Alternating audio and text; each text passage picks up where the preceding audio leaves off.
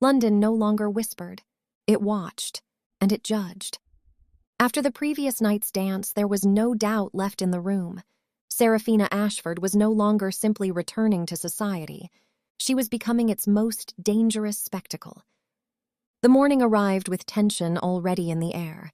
Seraphina sat at the breakfast table, untouched tea cooling in front of her. Lady Isabel did not look up as she spoke. You will receive a visitor today. Seraphina's gaze lifted slowly. I receive visitors every day. Lady Isabel folded her napkin carefully. This one comes with intention. Seraphina's chest tightened.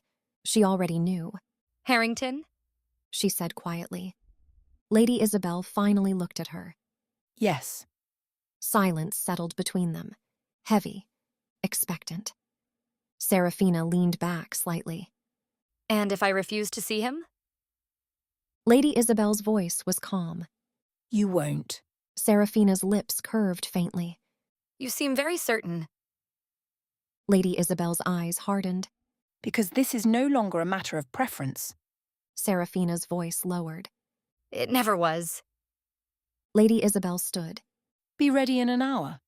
Seraphina watched her leave, and for the first time, she felt trapped before the day had even begun. Lord Harrington arrived precisely on time. Of course he did. Men like him always arrived on time. They believed in order, in control, in rules that ensured they never lost. Seraphina met him in the drawing room. He bowed, polite, composed, predictable. Lady Seraphina, He said warmly. Lord Harrington. They sat. A servant poured tea. Neither touched it. Harrington spoke first. I will not waste your time. Seraphina's brows lifted slightly. That would be refreshing. He smiled. I intend to offer for your hand. There it was, direct, clean, without hesitation. Seraphina's pulse quickened. And you believe I will accept? She asked calmly. Harrington met her gaze. I believe you understand your position. Her eyes sharpened. And what position is that? Harrington's voice remained polite. Your family's situation is fragile. Seraphina's jaw tightened. And you offer to fix it. I offer stability. He corrected. Seraphina leaned slightly forward. And what do you expect in return? Harrington's answer was simple. Your loyalty, your name, your future. Seraphina smiled faintly. You make it sound like a transaction. Harrington's smile matched hers. Marriage often is.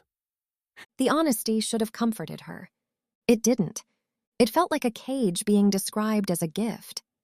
Seraphina's voice softened. And if I decline? Harrington studied her carefully. Then I would assume you are distracted. Her eyes flickered. By what? Harrington's gaze did not waver. By Lord Blackthorne. The room went still. Seraphina's voice was quiet. You presume much. Harrington leaned forward slightly. I observe. Seraphina held his gaze. And what do you see? Harrington's tone lowered. I see a man who does not marry. Seraphina's breath slowed. And? I see a man who destroys. Silence stretched. And I see a woman who is about to let him. Seraphina's fingers tightened against her skirt. Harrington's voice softened again. I can protect you from that.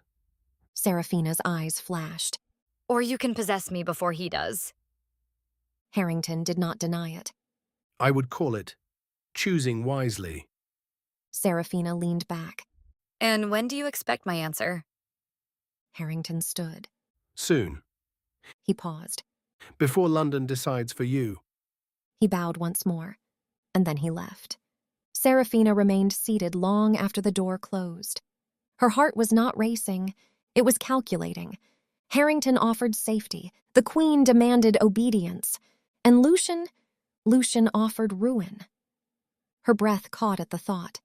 As if summoned by it, the door opened again, without permission, without announcement. Lucien Blackthorne entered. Of course he did. He always entered like the world belonged to him. Seraphina did not rise. You are becoming predictable. Lucien closed the door behind him. I was told you had a visitor. Her eyes narrowed. And you thought you should follow him? Lucien stepped closer. I thought I should see what he wanted. Seraphina's voice was cool. You already know. Lucien's jaw tightened. He proposed? It was not a question. Seraphina held his gaze. He intends to. Lucien's expression darkened. And you're considering it. Seraphina stood slowly. I am considering survival. Lucien moved closer, tension coiling in his body. By giving yourself to him? Seraphina's voice sharpened. By choosing a life that does not destroy me. Lucien's laugh was low. You think he won't? Seraphina stepped closer. I think he will do it politely. Lucien's eyes burned. I won't do anything politely. Seraphina's breath caught. I know. The air between them thickened. Lucien's voice dropped. You're not choosing him. Seraphina lifted her chin. You don't get to decide that.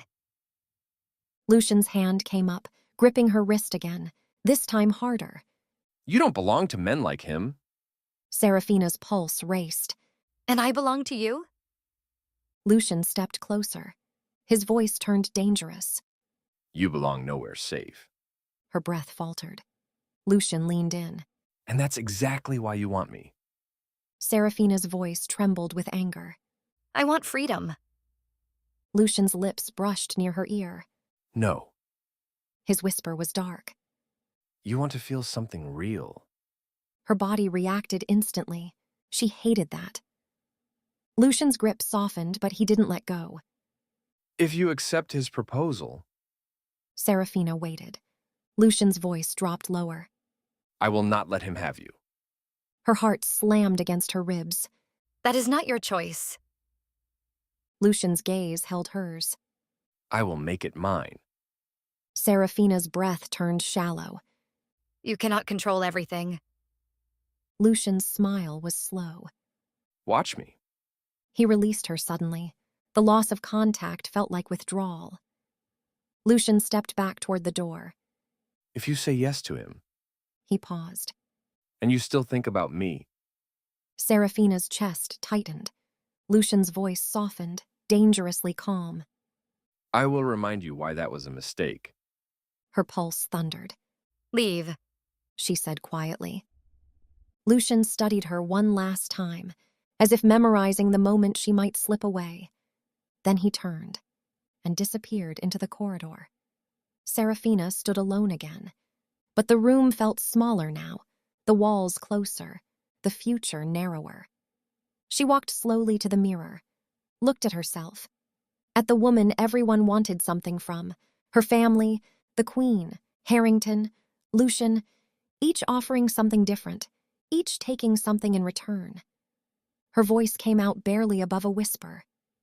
What do I want? But the answer terrified her. Because it wasn't safety. It wasn't control. It was him.